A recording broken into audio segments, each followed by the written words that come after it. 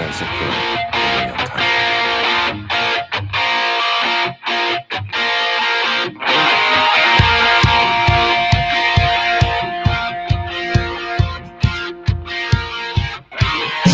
Good morning, everyone. Welcome. It's Friday edition of FPC Radio Live. That's right. We're here to close out the week. It is July the 22nd.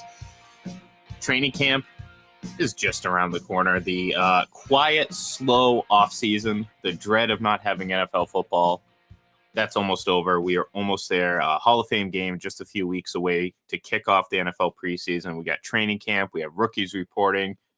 And John, we have another quarterback getting another massive contract. This time, though, I really don't think it's worth it. And that's Kyler Murray signing a deal that's going to pay him, on average, $46.1 million a season. Well, the thing is, it's an extension, right? So it's 5 years. Yes. $230.5 million. So that is $46.1 million a year for that 5-year period, which is $100,000 more a year than Deshaun Watson's contract, although Watson's contract is fully guaranteed, and Kyler Murray has $160 million of the $230.5 guaranteed. But it's an extension, and he has 2 years left on his original contract. So you could kind of paint it that it's 7 years, $260.5 million, which is about $37 million a year. But that's what quarterbacks are getting now. I mean, and it's, the thing that makes it really confusing is it doesn't seem to matter what level you're at, right? Like I tweeted out yesterday, quarterback levels, not rankings, levels.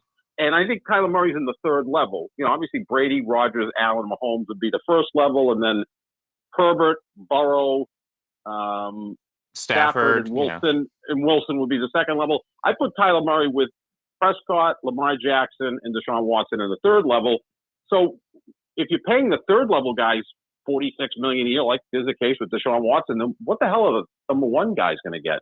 And we'll take Brady out of it because he's a different situation. But he's not even in the top 15 of highest average salary per year. I mean, and look, I mean, it's funny, but I'm looking at it right now. Now, Rodgers tops the list, and I'm looking at the top 10 right now, $50.3 million. And again, you can say that's certainly deserved. I mean, you can make an argument that he is the best quarterback in the league. I will not agree with that argument, but you're not going to have me disagree with calling him the second best quarterback. So I think that number is perfectly fine. But then you get into this Kyler Murray's 46.1. That's certainly not deserving, having the second, of his rank and ability. Same with Deshaun Watson. That's undeserving for many reasons, in my opinion. Mahomes, I mean, the $45 million, I mean, people say it looks like a bargain now. I mean, regardless of what other quarterbacks get, the numbers are still going to, when you're talking about percentages higher than 10% of total salary cap going to one player, you're not going to find too many teams that win Super Bowls based on that. I mean, I'm just going off the 56-year history of this league. Generally, if you're going to have sustained success and you're going to win Super Bowls, your quarterback can't take up nearly 20% of your salary cap. So these are the issues that some of these teams might run into eventually. But Mahomes, $45 million, Josh Allen, $43 million, Derek Carr, $40.47 million. You have Dak Prescott and Matt Stafford both at $40 million, and then Kirk Cousins and Russell Wilson at $35. Of those 10 quarterbacks, maybe, well, actually, I'd say maybe half of them are actually in the top 10 and more so towards the bottom half, excluding maybe Rodgers, Mahomes, and Allen. So, yeah, I mean, it's just, you're right. The price tag certainly doesn't fit the rank. It's more or less just who's up next, pretty much. And this happens in the NBA as well, Ian. It's like, okay, it's now so-and-so's time to get an extension, and it's 4 years, $208 million. And it's the same as what, like, Kevin Durant's getting. And the player's nowhere near as good as Kevin Durant. So that happens in the NBA as well. There's, like, these slots that players are in, which I don't really think is fair because I think each player has a different value. The only thing about the NFL is the salary cap's going to continue to go up with the new TV money. Mm-hmm. So we could be looking at a salary cap of $275 million within a couple of years, and that's when these contracts will kick in. So now you could say that $40 million represents about 15% of the salary cap, but that's still again based on kind of the teams that have won Super Bowls and have had the sustained success. There's a Mendoza line there, and I don't know it off the top of my head. I know there's a split. Like once a quarterback, again approaches that 15-20% of salary cap. So even in an ideal world, if that salary cap continues to grow, these quarterbacks are still going to take up a large percentage of their cap. And look, it's how the NFL has operated for a while. This isn't anything new. That's why there's only been a handful of Super Bowl winners essentially over the last 20 years. I mean, hell, Tom Brady's been in half of them, half the Super Bowls. As is normally the case, he skews the numbers, right? Yeah. Because of Brady winning 7 Super Bowls and appearing in 10 of them, those numbers get, a little bit distorted because of Brady and, again, his greatness. So he's never really cashed in with the $45 million a year contract, right? So you look at it, I think it's around 16, 17%. So essentially 1 out of every $6 that comes in goes to the quarterback in terms of the payroll. If you can hang in there with that, then you can certainly be competitive and win Super Bowls. But again, Brady does change a lot of those numbers because if he was making, what did he make a couple of years ago with Tampa? $25 million a year, which represented about 12.5% of the payroll. But again, he kind of messes everything up because he's that good. Well, so I think we'd have to look into this and see what exactly happens. And that's why it's so important to build around a player on a rookie contract because they're not making much money at all. Like right now, Cincinnati has Joe Burrow, so they can go out and sign free agents to really build up their offensive line. Yeah, and look, I mean that's something that again, not every team has the benefit of doing. I mean, oftentimes when you're getting a good rookie quarterback, you're pretty much down in the dumps. Bengals, They were able to get a really good quarterback, and they were obviously were able to make it to a Super Bowl pretty quickly. But I don't know. I mean, obviously, this is just the economy of the NFL. I mean, it is what it is, and it's not going to change. It's certainly not going to get any lower. And if you're a guy like Lamar Jackson, I mean, forget about what you think about Lamar Jackson, the quarterback. He's salivating right now at the idea of the amount of money that he's going to get, because I think he's better than Kyler Murray, for one. I mean, I think there's this extremes on both sides when it comes to Lamar Jackson takes. We talked about it a little bit the other day. Like, there's some people say he's not a top 10 quarterback. There are some that says, oh, he's definitely a top 5. And I think they're both wrong. I think he's somewhere, back of the top 10, maybe that changes. Maybe he's 9, maybe he's 11. It really doesn't, to me, that's the range Lamar Jackson is in. And I think that's a perfectly reasonable take on it. Now, people will view that as I hate Lamar Jackson and that I'm being a Lamar Jackson hater. I'm just like, no, I'm just basing it on who are you going to take out ahead of him? Like, there's no way you can convince me he's a top 5 quarterback in this league right now. I mean, it's just not going to happen based on who else is still in this league. And I talk about these top 4 guys right now: Brady, Rodgers, throwing Mahomes, throwing Josh Allen if you want. I'd say that's a pretty solid top 4. There's a lot of guys for top 5. I mean, you can throw in Matt Stafford. You can throw in, again, we look at the list of these guys.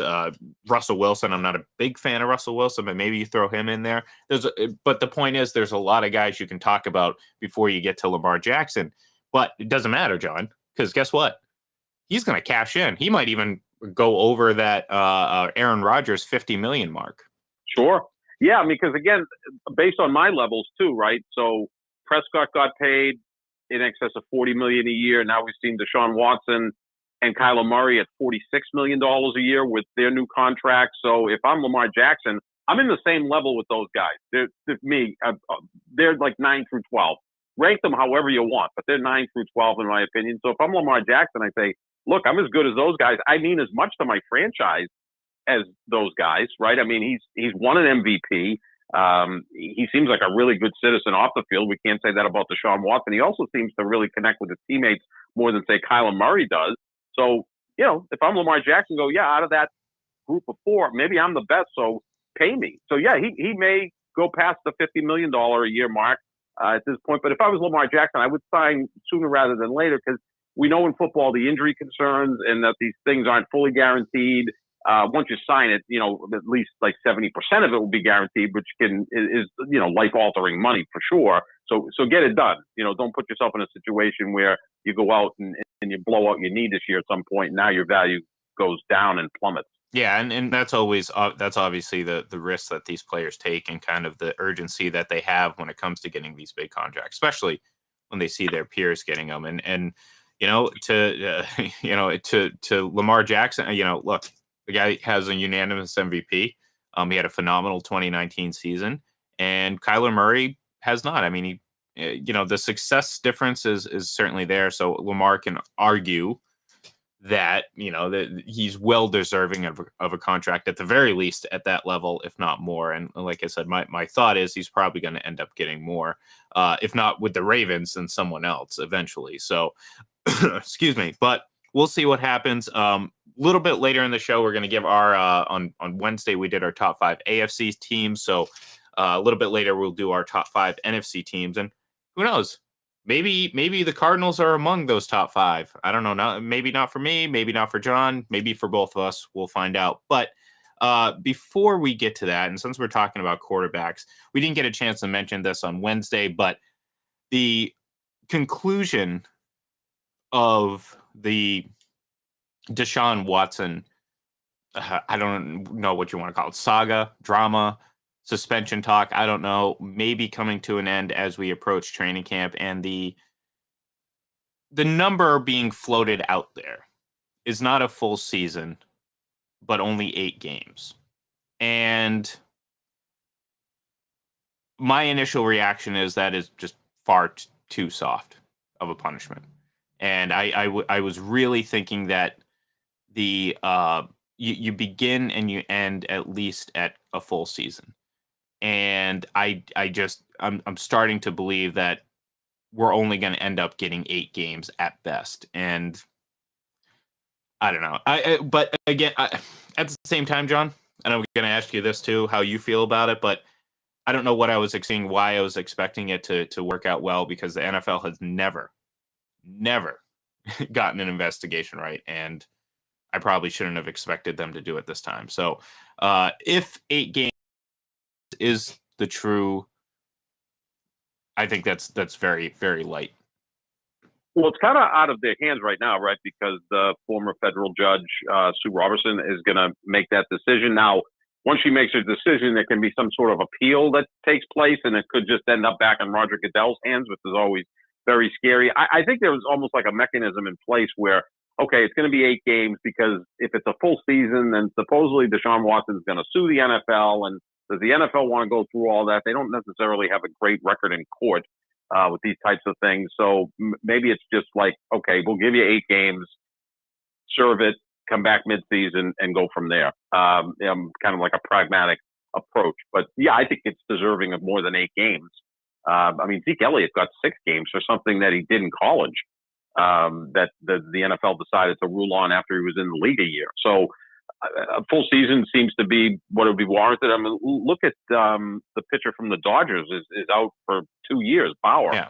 And again, there was no criminal case there either. So, every league kind of does these things on its own and has different ways to do it. But I think a full year would be a correct suspension for Deshaun Watson. But I think you're right, Ian. I think it's going to be 8 games, and he'll be back, late October, early November.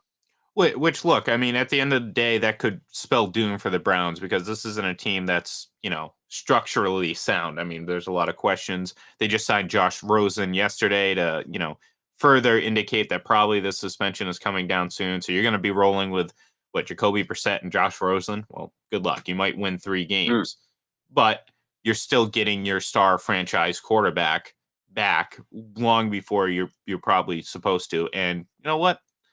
Maybe you can make up some ground in that second half and set you up for a nice second season. But the point being is, I don't know. I'm not gonna harp on it too long. It's not gonna sit with me too long, because quite frankly, like I said, I've just kind of accepted that we're not going to get what we want when it comes to punishment, or at least discipline when it comes to certain situations. And when it comes to the NFL, well, good luck. You're basically throwing a dart at a dartboard. who what's going to happen this time? Are they going to be harsh? Are they going to be over the top? Are they going to be incompetent, or all the above? And that's kind of what we're going through and what we're dealing with right now. Because look, I mean, Cleveland, they have talent on this team. We've seen talent not necessarily translate to wins. That's not how football works, and that's the great thing about this game. You can't just win on pure talent. There's a lot to go with it. And look, the thing that holds everything together is the quarterback position. So how is this going to play out throughout the season? How is it going to, we see training camp clips and stuff like that, but are these teammates going to play for him? I think by all accounts, it seems like they're behind him. There hasn't been any sort of vocal or public dissent from within the locker room when it comes to Deshaun Watson. Will that change if more information surfaces? I don't know. Maybe. I don't know. Like I said, I don't want to say I'm at a loss for words because, well, quite frankly, I can never shut up. But for the most part, I'm at a loss for a reaction because I think I'm just kind of numb to expecting expected now when it comes to the NFL and how they dole out discipline and what they prioritize. Yeah, it seems like the NHL does a much better job of this, right, than the NFL when it comes to suspensions, and they have their issues as well.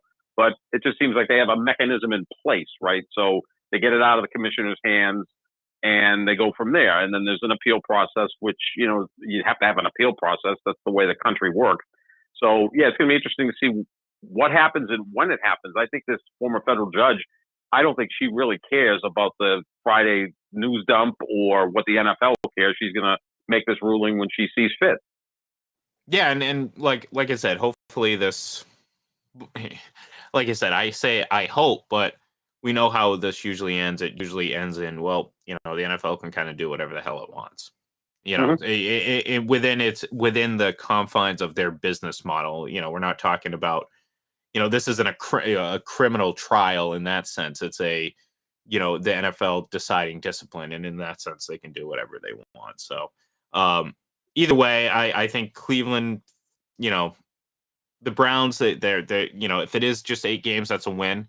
I'd say that's a win based on their gamble because they gambled they're not going to lose a full season. And worst case scenario, if they did lose a full season, well, actually, strike that. That wasn't the worst case scenario. The worst case scenario is the continuing revelation of all these accusations and for them to get worse and for him never to play in the NFL again. That's the worst case scenario. But to miss a full season, which was far more,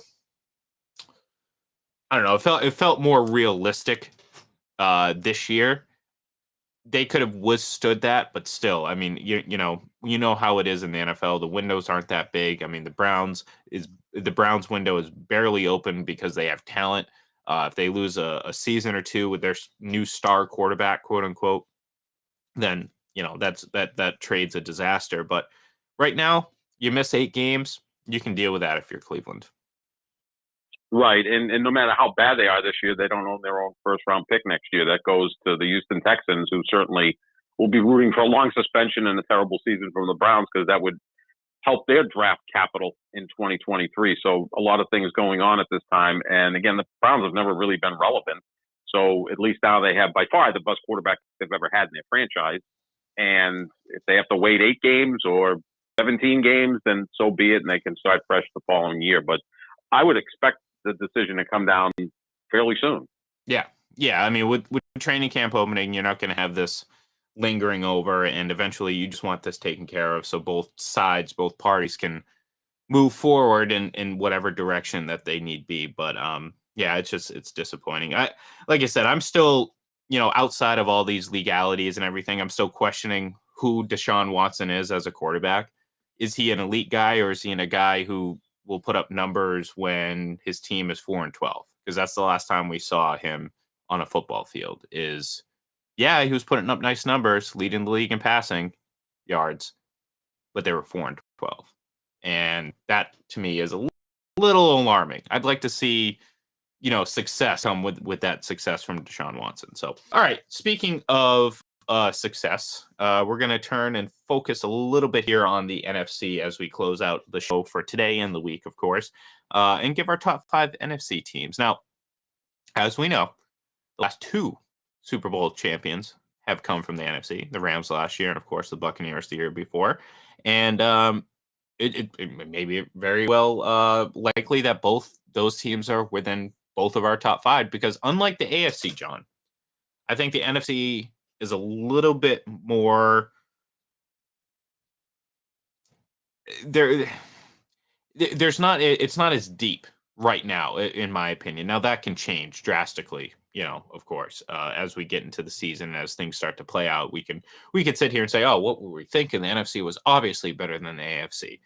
But right now, it kind of looks like the depth of this conference is a little bit thinner than the AFC. So I have a feeling that perhaps our 5 teams will maybe be similar, maybe one off, maybe just the rankings are a little bit different. But yeah, let's jump right into it. So for me, the number 5 team right now in the NFC is the New Orleans Saints. I questions about Jameis Winston, of course, but despite all their obstacles last year, they managed to put out a very good defense that I think has gotten better.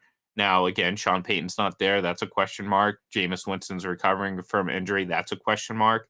Michael Thomas is reportedly could be ready to go earlier rather than later, but still, his health is always going to be a question mark. But I like the New Orleans Saints at number 5. They still have a really good defense. They added Jarvis Landry. If Michael Thomas comes back, they have a pretty good winning program there. So they'll be the second best team in that division because Atlanta and Carolina can't quite find their way. So I think that's an interesting pick. I have them just outside my top 5. Number 5 for me is the Philadelphia Eagles, who I think will win the NFC East. They made it to the postseason last year somehow at 9-8, and I think they had a really good offseason, adding A.J. Brown on offense as an elite wide receiver to go with Devontae Smith. And now you drafted some really interesting players out of Georgia to help that defense. I have the Eagles at number 5. All right, number 4 for me, I actually have the Cowboys. Now, I had the Eagles very close, right outside the top 5. I went with the Cowboys. Again, maybe I'm just buying into the star, but I do like Dak Prescott. I do like what they have on offense, and unlike you, I'm not as harsh on Mike McCarthy. It doesn't mean I'm calling them a Super Bowl contender. I'm just saying, given the options, I think they are the top 4th best team right now in the NFC. Yeah, you could just see the difference between the AFC and the NFC. I think the top 3 teams in the NFC can compete with anybody in the AFC. Then I think there's a drop after that. Number 4 for me is the San Francisco 49ers. I know they still have the question mark at quarterback, which is never good going into camp. But I think Trey Lance will be fine. Shanahan gets the best out of his quarterbacks for the most part. I still think they have a really deep, talented roster, tough-minded roster that has made it to the conference championship 2 out of the last 3 years, and one time got to the Super Bowl and had opportunities to win both of those games that they ended up losing. So I have the 49ers at number 4, but they could be a team that if they don't get this quarterback situation headed in the right direction, you could see them make a drop. But I think Shanahan will get a good season out of Trey Lance. Well, and we know too that Jimmy Garoppolo has been given permission to seek a trade, and he's been throwing. So that situation is probably going to resolve itself at some point soon. I can't imagine they're going to keep him on the roster, and if he's on the roster past week 1, his entire salary is guaranteed. So right. I didn't consider the 49ers for that reason. I don't know about Trey Lance. I just don't. And if he's not that guy, or if he's not ready yet, then no matter what they have around them, they're not going to be a playoff team, even in a kind of watered down NFC, in my opinion. So number 3 for me, it's your Green Bay Packers. Again, I'm concerned. I'm not saying that they can't succeed without Devontae Adams. I don't want people to misconstrue what I'm trying to say, but I am concerned about his absence because, I keep going back to the last 2 seasons and the 3,000 receiving yards and the 29 touchdowns, and a lot of them coming in the red zone for a team. And this is the part that I emphasize, that was barely a top 10 offense last year with him. So to me, I'm trying to figure out how they make up that production. And, maybe they get a half of that or 2/3 of that, and that's still pretty good. But only 2/3 production out of Devontae Adams, does that drop them out of the top 10 offenses in the league?